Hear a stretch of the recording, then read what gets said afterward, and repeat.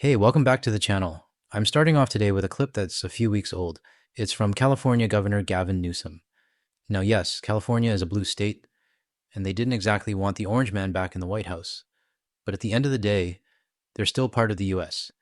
And this clip shows just how desperate things are getting to bring tourism back.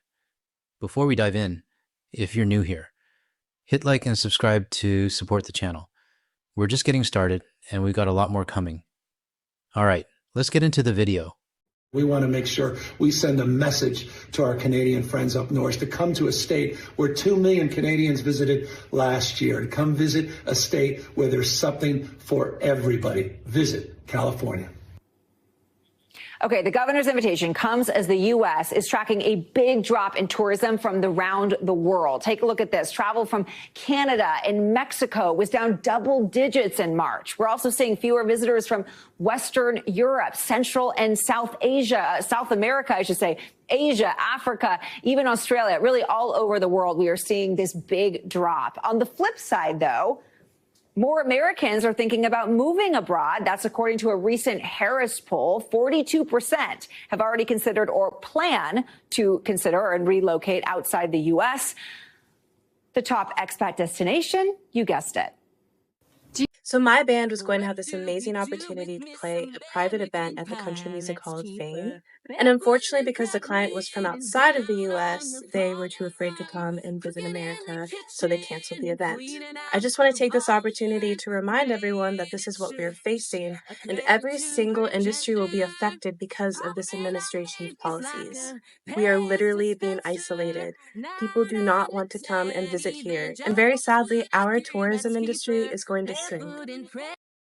It is going to shrink, and it already is. Unfortunately, your event, including thousands of others, are in the crossfire of an unnecessary trade war. Adjustments will need to be made on both sides of the border, and for Canadians and other countries, it's simply just avoiding the US and US products. And Canadians, many of them, are really angry, furious about your talk about we're going to take over, Canada's going to become the 51st state. And it kind of is of a piece. A lot of travel is down into the United States from around the world. It feels like there's been reputational damage. The country's doing great. Well, prices are down. Not the tourism. Gasoline's down. Energy's down. Tourism is going to be way up. Wait till you see the numbers. The tourism is way up. I know. Now, Canada, tourism's doing very well. We're doing very well. We're doing very well. Wait till you see the real numbers come out in 6 months from now. Wait till you see the numbers. What regions are seeing tourists steer clear of the U.S.? Where are people deciding not to come?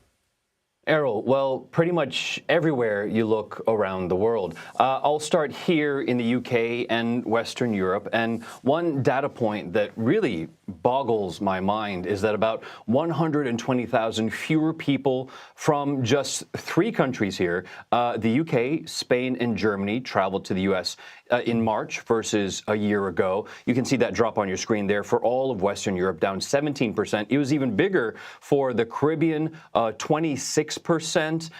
Africa was less so, but still at 12%. And Eastern Europe and the Middle East, though, they actually saw jumps. These falls, though, most of these falls around the world, turning out to be a massive U-turn on optimism for the U.S. tourism industry. Last December, that forecast was for a growth of nearly something like 9%. It's now forecast to be a drop of more than 9%. And then the ripple effect is in the money, right? The tourism dollars lost for the U.S. economy. Goldman Sachs said that the U.S. could lose out as much as $90 billion.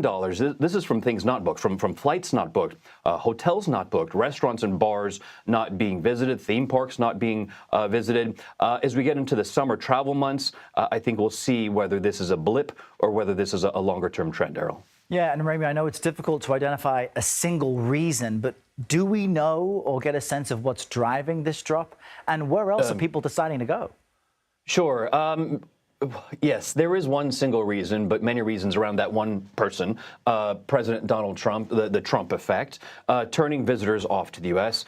It's political with his populist agenda. It's economic with his tariffs that would raise prices. And of course, if you raise prices, you don't want to spend them going someplace further away, especially a place that may not welcome you. It's socio-cultural as well with Trump's attacks on foreigners, on migrants, on the LGBTQ community. Some European countries have raised those red flags to their own citizens. But Trump has his own thoughts. He spoke with our own Nancy Cortez earlier. Take a listen.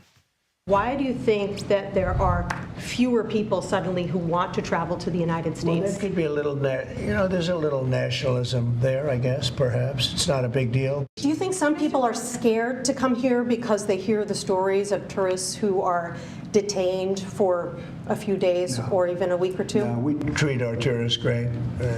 We're the tourism capital of the world.